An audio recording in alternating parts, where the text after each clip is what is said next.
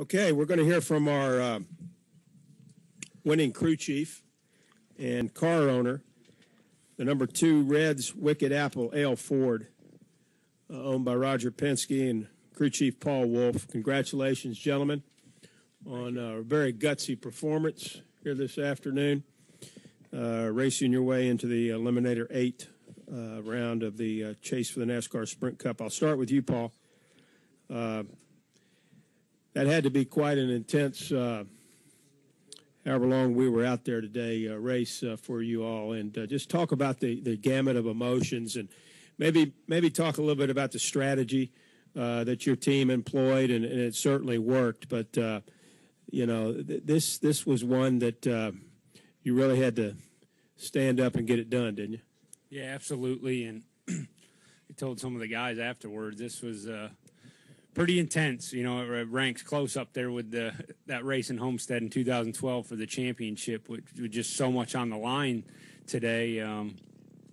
Coming into the weekend, we were confident we were capable of winning. We've had the speed in our race cars on the plate tracks this year, and obviously Brad's shown his ability to get to victory lane. So we were confident from that standpoint, but there's so many things out of your control when you come to these type of racetracks, and so tried not to get my hopes up too much, and really just kind of figure we'd see what plays out. But had a fast car. We had to start from the back, and he slowly worked his way to the front. I think that showed kind of the strength in our car. Unfortunately, we got some damage there with the one car when he spun. I guess he had a tire issue. But nobody panicked. Everyone stayed cool, and we kept marching forward and just doing our thing. And we got down towards the end and had him in position. And then from there, Brad just did an amazing job on those last couple of restarts and showed what he's really all about. And Roger, congratulations. You have both of your cars advancing to the Eliminator round. Joey Logano, obviously, with his win a couple weeks ago, and then today with Brad. Just talk about what that shows about this race team and the caliber of performance that Brad showed out there today, winning this race. Well, I think when you look at the statistics, I think we've won 4, out of the 6 races in this bracket. But I think today really showed the teamwork with Joey. We were about 16th or 17th, and Joey pushed Brad up to the front, and we talked before the race that there was going to be a team effort, and certainly the moves at the end there and Brad's tremendous driving, gave us a win. So to me, Paul called a great race. Brad was cool all day long. I think he asked one question to us at the end: should I take the bottom or the top? And we had a vote of Paul or myself. We said top. So it certainly paid off. When we went green with a 22 behind us. But for me, it's we've been in NASCAR a long time. It's 11 races we've won. We only had won 10. Was our best season with Rusty. So we set a record today for the team, and obviously put us in a position to go forward in the next bracket. You don't like to see anybody knocked out, but when you see the caliber, the drivers that won't be there for the next 4 races. Certainly we feel good about having at least 2 going into this next bracket. Take questions now for either Roger or Paul. If you have one, raise your hand. We'll go to Don, and then we'll go to Jenna, and then Stan. Brad, this is Don Coble with the Florida Times-Union. After everything that happened last week, how bizarre was it today that you got the push from, of all people, Matt, to get you out front on that final lap, that you two worked together to win? Oh, Brad's not up there? No, he's not. Okay. All right, this is both for Roger and for Paul then.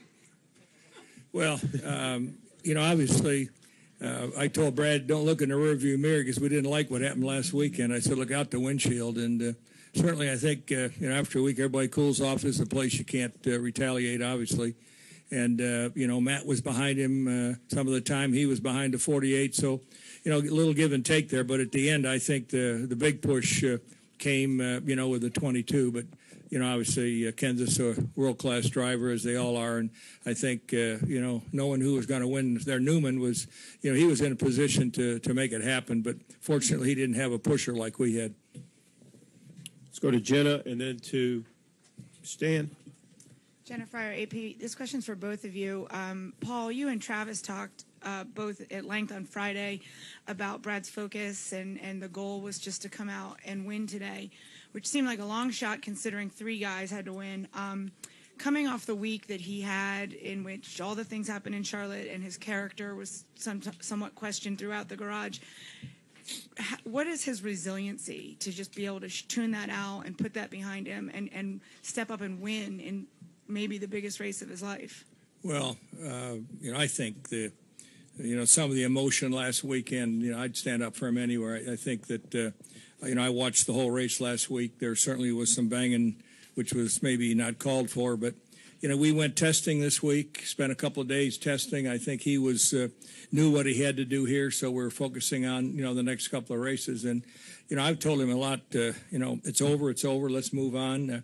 Look, I like him. He's a great driver. We have a long-term relationship with him, and if he wants to get a little upset sometimes, that's okay with me. And we'll let NASCAR figure out whether he's over the line or not, and I guess it costs us $50,000, but I'll take the $50,000 in the win this week, wouldn't you? Well, I don't think this is the first time we've seen Brad step up to the plate when, seems like everyone's against him. I mean, seems like that fires him up more, and, I've got his back 100%. I didn't see anything that he did out of line last weekend, and I told him that, and he does a great job and races hard, and that's why we like him driving our car. So, he sets his mind to something, he's going to make it happen. And he made the comments this week before we got here that he was going to come down here and win. So I'm glad everyone back at the shop and all the guys on this 2 team were able to give him a car that was capable of that and put it in his hands. And he did what he said he was going to do. So just proud of the effort, and he's very deserving of it. Stan? Yeah, Stan Creekmore with Competition Plus, and this is actually for both of you as well. This is one of the most intense races I've ever seen at Talladega, and I'm sure you felt the same way. And I'm wondering just how far intense did it get in your minds for those last 2 cautions? Because absolutely anything could have happened. Well, I think you watch the race and you're waiting to get to that last 10 laps, quite honestly, and just stay out of trouble. But you've got to run up front. I think Brad was fooling around in the back there for a couple laps. Said, look, I got to go, and knew what he had with his car. But, when we had the green, white checker and we were up front, I knew that we could win. And at that point, it was up to him and, up to his teammate. But, we've been in that position before. I was in Indianapolis, so we lost by 600ths of a second, so it goes either way. Yeah, I agree, and it's the thing about these type of races is there's so much can happen in just one lap, and our typical race that we see every week, when you come down to this point in the race, you kind of know who's strong and who's capable of what. Where here you come down to that green white checker, and the guy in 12th could really win the race. So I agree, it's very intense, very exciting.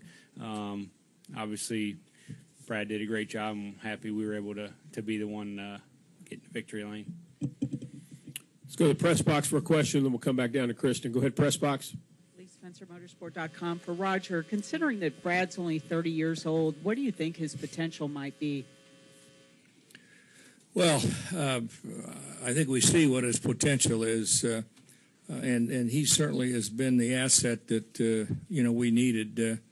After Rusty and Newman moved on, we went through kind of a choppy period there. But he came to the shop and said he could help us build a world-class team, and he's not only done that personally, the way he drives, but also the way his intensity is at the shop. He and Paul got together in the Nationwide, and he's a real leader, not only on the racetrack but also at the shop. So, to me, putting his arm around Joey, getting him to come on the team, he's going to be someone that.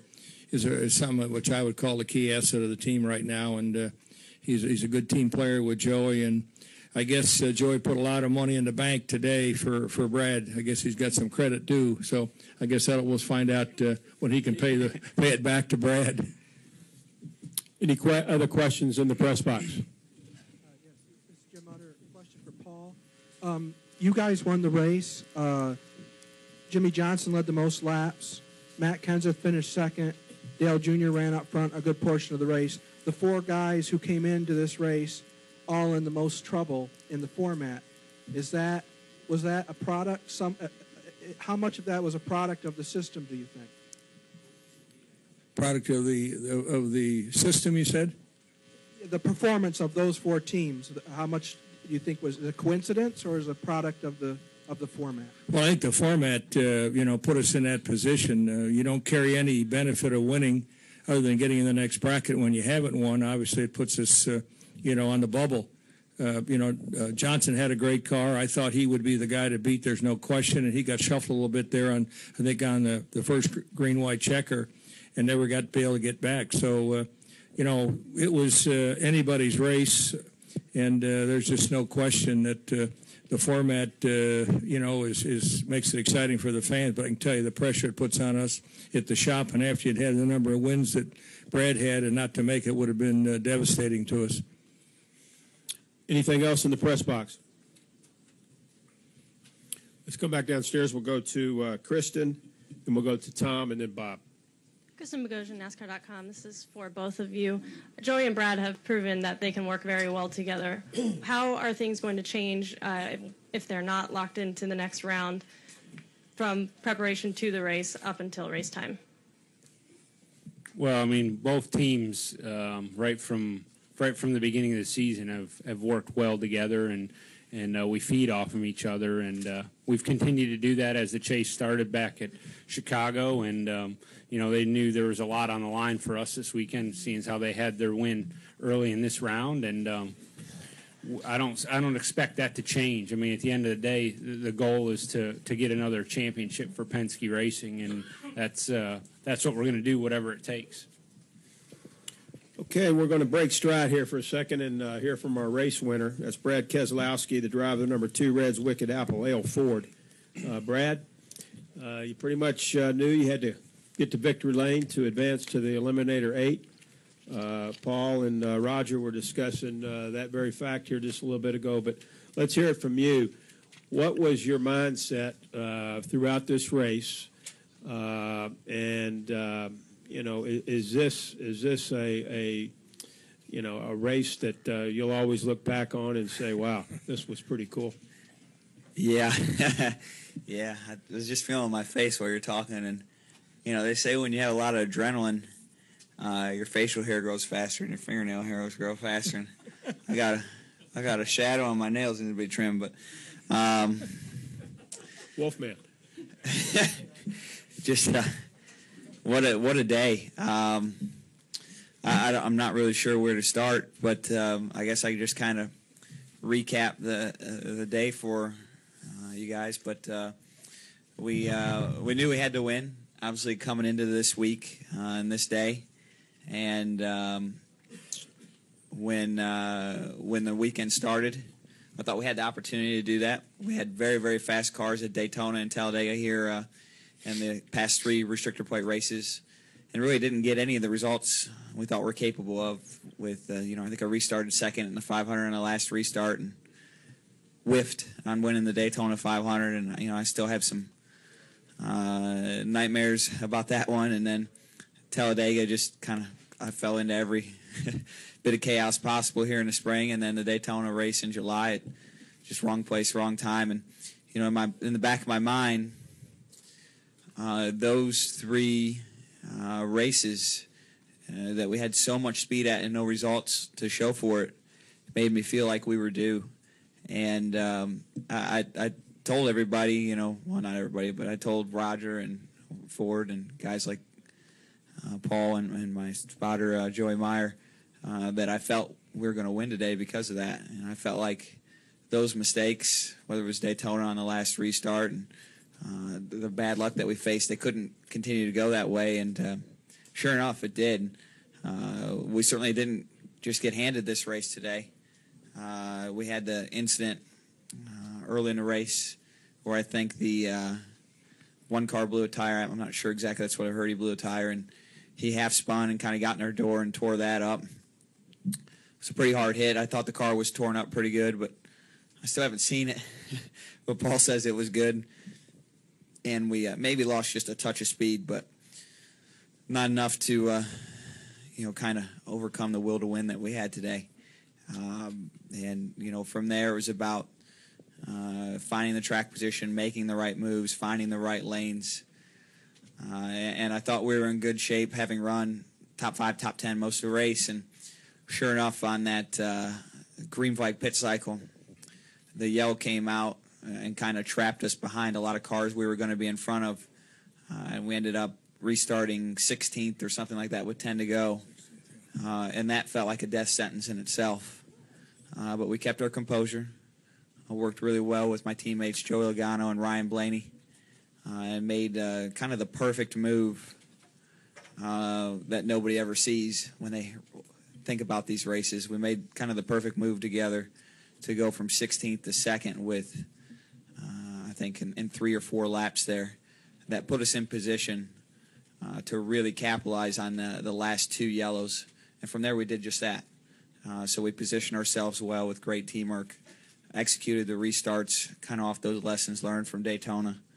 And, from there it was all about that last lap and choosing the lanes wisely to be able to block the cars that had runs. And all that came together perfectly. So, I kind of feel like Hannibal here. I love when a plan comes together. But it just, everything just felt right today. And we're here as winners because of that. Okay, we'll go back to the floor now for questions. We'll go Tom, Bob, and then Nate. Brad, Tom Jensen, FoxSports.com. Congratulations on the victory. You've always been somebody who's been very much of a historian of the sport, especially coming from a racing family. So I'm sure you know there's only 14 or 15 guys who've won multiple championships in this series. Yep. How important is it 29, to you? I think, have won more than one. Is it something like that? No, it's 14 or 15 Okay, have won 14 or 15. more than one. How important is it to you to win a second one? There's 29 champions in general, right? And 14 of them are single champions. Sorry, that took me a second to catch up. Bear with me. It's been a long day at Talladega, It's very important to me because I think probably one of the things I look to the most in life, is kind of self-judgment in a way, is making the most of opportunities. Whether that's when I first got started and was in a back marker car, and at that point the opportunity is to learn and to survive the day and get a decent finish. And as my career grew from there to, having better cars, better opportunities, you try to maximize it and take a 10th place car and run 5th with it, or, things in those scenarios. But today I sit before you guys with what I consider to be a championship caliber effort at Team Penske. And my own expectations or goals are to make the most of that opportunity and win races, win championships. We've done that with, race wins, and we've done it with a championship. But our opportunity and our capabilities as a group are so much higher than that, and I don't want to miss out on it. So it's very, very important to me personally to be able to win multiple championships and to live up to that opportunity that, I'm so fortunate to have, that guys like Paul and Roger have provided. Quick follow-up for Paul. How much of an advantage is it to you as a crew chief to have both cars in? Well, like I said, both teams work so well together, whether we're in or not. I think as you look through the garage, I feel like our 2 cars continually every week you see them with the strength, and that's just because of how well we work together. And I see that to continue here over the next 4 races. And at the end of the day, as long as we have a Penske car in victory lane at Homestead, that's our goal. Well, let's go with Bob, Nate, and then Ed. Bob Hocker, Sporting News. Roger, you talk about being a team effort, and plate racing, you always need help from your teammates, but then there's always the balance of, team orders, and Joey's obviously going on to the next round. How did you tell Joey to kind of approach this race, and What did maybe he have latitude to do and or not do? Well, it's pretty simple. He was already with the structure, of the chase. He was already committed into the next round. So we said and sat down with he and Brad and even Blaney and said, whatever you can do today to help the 2-car get in the winner's circle, that's what you had to do. And I think he obeyed orders pretty well. Let's go to Nate, Ed, and then to George Diaz. Nate Ryan, USA Today Sports. I have two. First for Paul.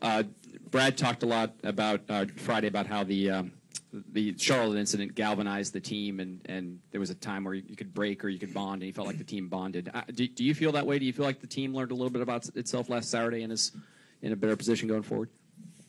Yeah, well, I mean, this team's for the most part has been together, since we moved to Cup in 2011, and we work really well together, and I guess maybe I showed a little side of me that I surprised some people last week, but I've told others this week that at the end of the day, I'd stand up for anyone on this team, including the driver, and I believe in every one of them. So I guess maybe, looking at it from that standpoint, that, it definitely didn't hurt and showed that we're going to stick together as a team no matter what happens. And then for Brad, I'm sure it wasn't lost on you that the guy following you to the checkered flag was also the guy who had you in a headlock last Saturday. Roger said that he told you to look out the windshield, don't look in the rearview mirror. What were your thoughts? Did you have any? Well, you can't drive Talladega without looking in the mirror, and I think I more just kind of laughed in a irony way, appreciating the irony. That is, you probably have a better word for it than that, but. Yeah, don't you have a better word for it than that? Actually not irony. Okay, all right, fair enough. It's a coincidence. Okay, there's something there. I don't know what, but it to me was just funny how this racing world works out. I don't know why it is that way. I don't know why it seems like every week where there's either a fight in the garage or a mishap or something like that happens that. Those two cars and people end up together, whether it was our cars were parked together in the garage area or on the racetrack for the win in the closing laps at Talladega. I don't know why that happened, so I got a chuckle out of that personally, but I didn't feel uncomfortable in the least bit. The cars, the way they work, it was just a matter for me personally to just kind of manage the 3 lanes with car movements and keep an eye ahead, keep an eye up mirror ahead. Just keep your eyes get tired from that. But and trying to manage all 3 lanes, and it just so happened to be that Matt was leading his lane, and his lane had the best run at the end.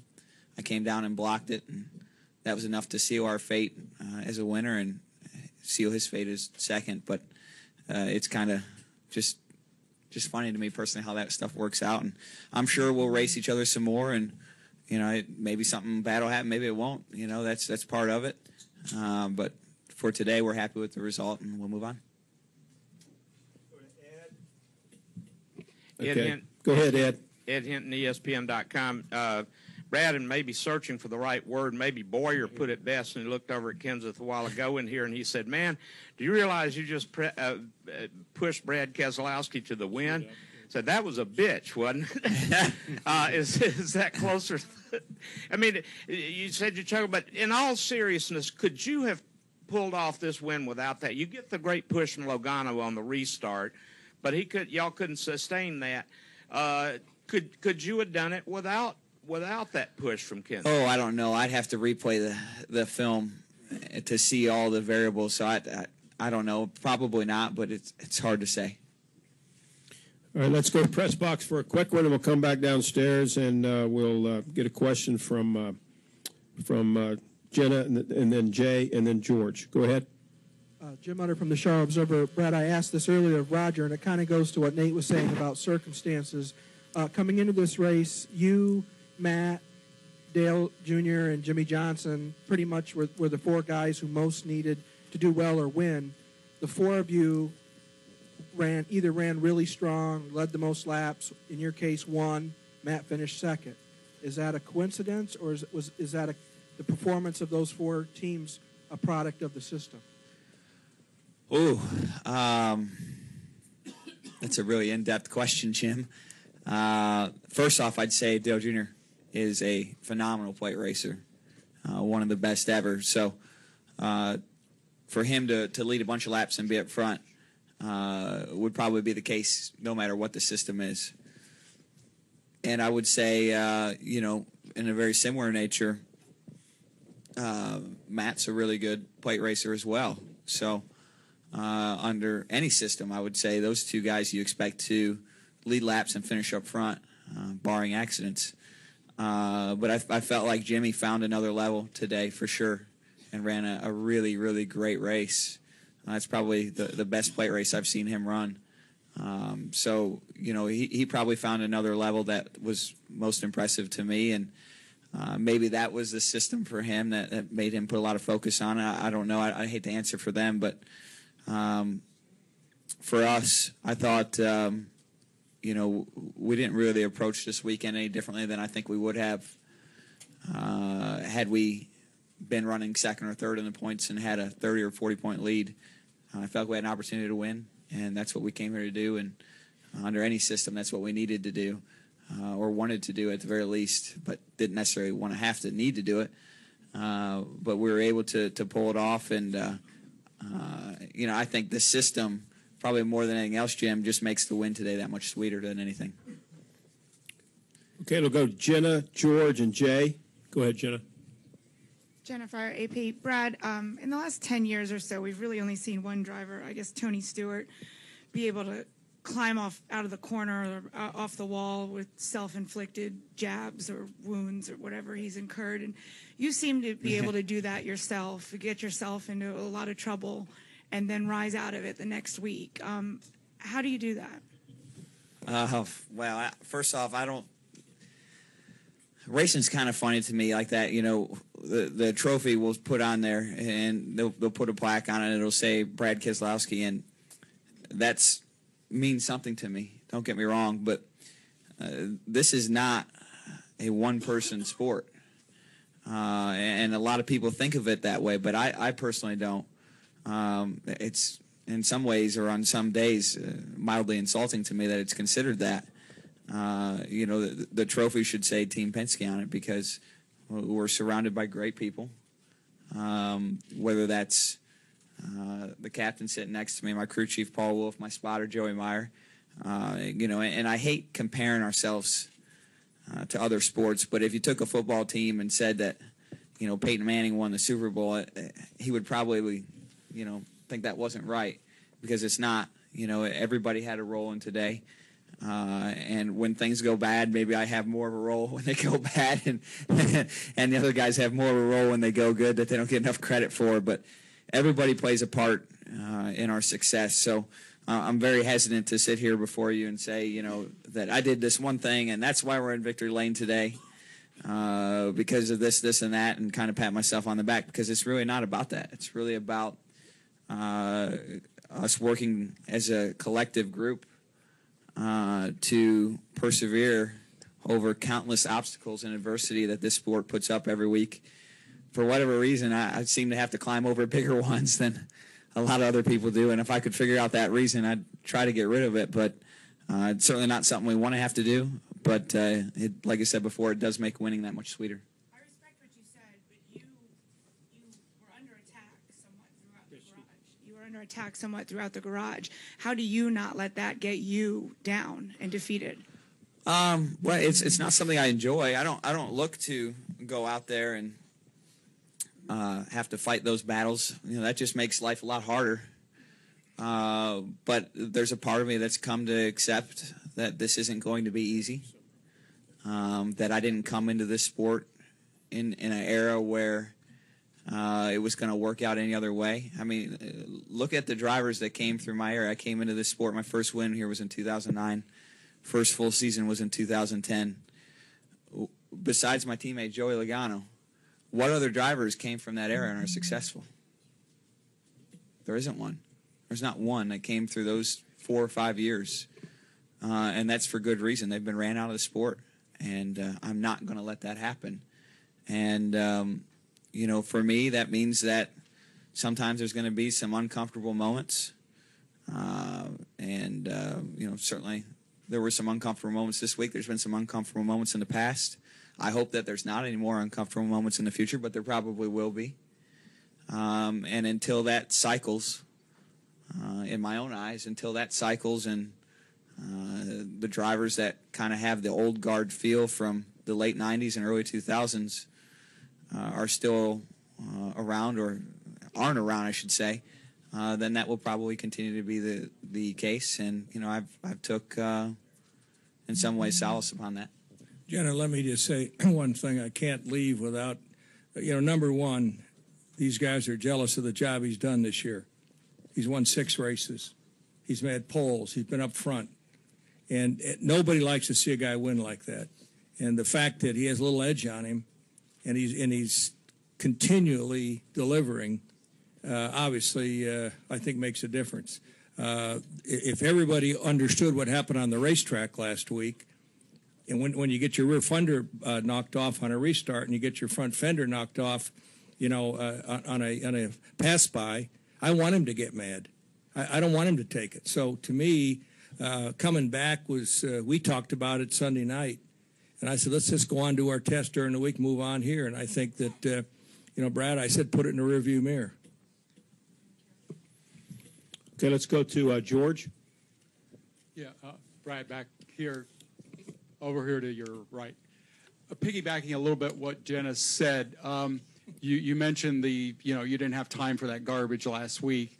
How specifically, how do you filter all of that out, especially you're in cyberspace quite a bit there, and there was a lot of noise going on in cyberspace. Well, I got a lot to answer your question, George. I got a lot of help from that with having a test scheduled in Martinsville. So Paul put me to work. That's the easiest way. And then beyond that, I think it's having the support structure behind you, kind of like I was saying to Jenna. And, I guess in specific terms, that's knowing that you listen to your team guys, and I guess that test was important because it was a chance for us to bond together. And, I feel like I have a great group of people around me that are willing to tell me the inconvenient truth sometimes. And in this case, the inconvenient truth would be if they felt I was wrong. And the people around me weren't saying that. And in that way and in that feeling, those guys having given me the support that they did helps me turn the page. Let's go to take 3 more questions. Jay, Jerry, and then Bob Pockris. Jay Busby, Yahoo Sports.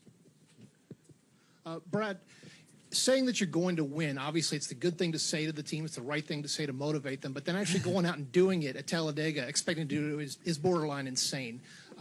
Now that you've done it, what confidence does this give you going forward for the rest of the year and then even forward in your career? Well, I might have said it to my team, but I'm not trying to be Babe Ruth or anything like that or be that guy.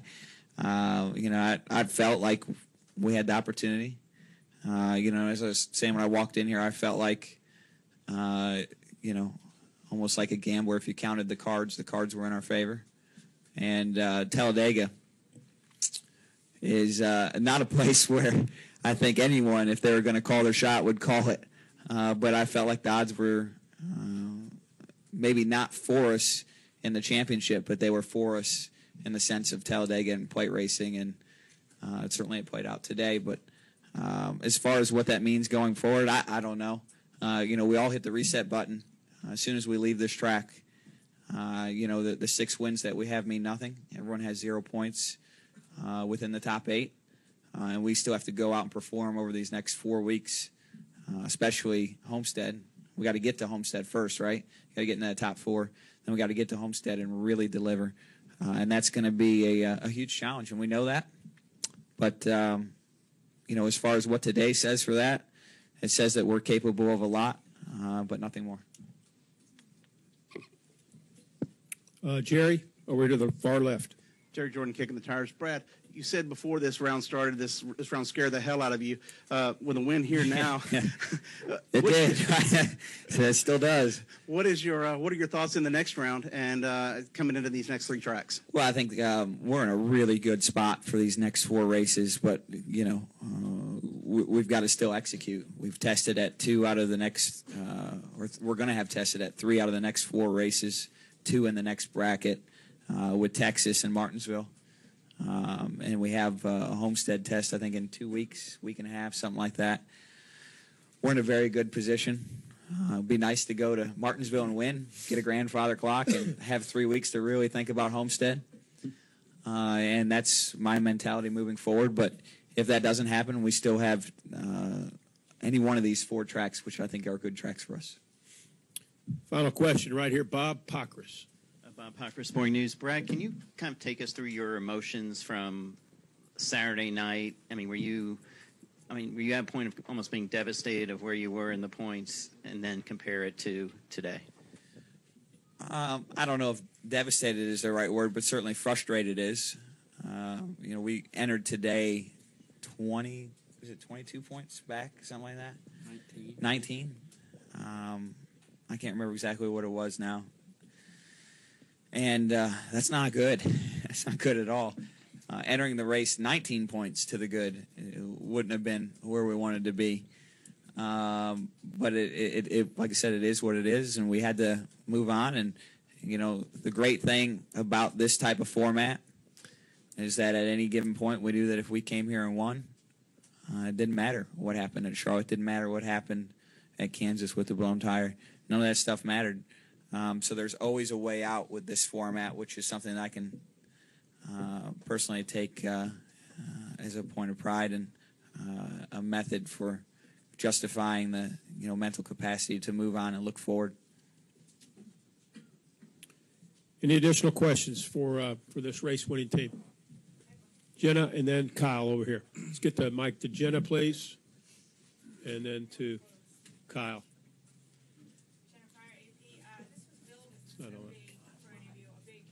Versus Penske battle, and Rick lost 3 cars today. Does that make it any easier for you guys? Sorry, I didn't even. I'm still caught up in what we did. 88, 48, and 5 got knocked out. There's a lot of racing left to do. A lot of great teams. I think it's a mistake to really focus on one thing. The 4 car has been so strong. It's not going to be easy. I guess it's probably the short answer. No matter who gets eliminated, it's not going to be easy. Final question. Far right, over here. Far right, Kyle. Kyle McCurry, Fox and Charlotte. I asked Kevin Harvick this last week when he won. He has not won a championship. You have. I just wonder, as you go into this chase, knowing how it's been, how gut-wrenching it's been at times, and how much emotion has come up, would this one be higher on your list than the first one?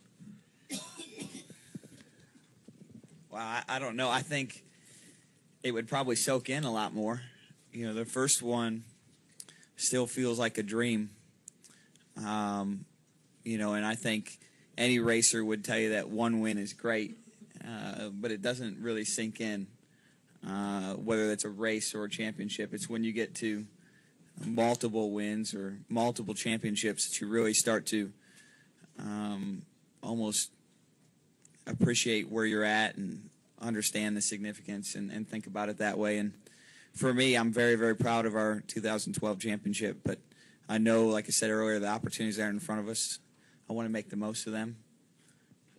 And beyond that, it's hard to say how I would feel if I won another one, but I sure would like to find out. Well, I think, the first one was took many years to get there, and to do it with Dodge was, pretty important to us as they left the sport after that. To me, once you win one here, you set your sights higher. The caliber of the people that we were able to pull together for that first championship are the same people that we've galvanized now around us.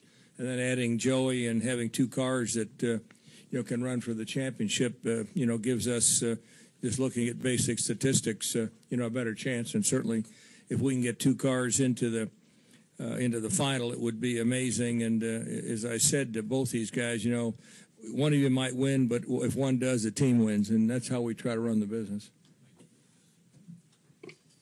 Congratulations to the number 2 Ford over at Roger Penske's Team Penske, Paul Wolf, Brad Keselowski, and good luck in the eliminator round, and we'll see you in Martinsville.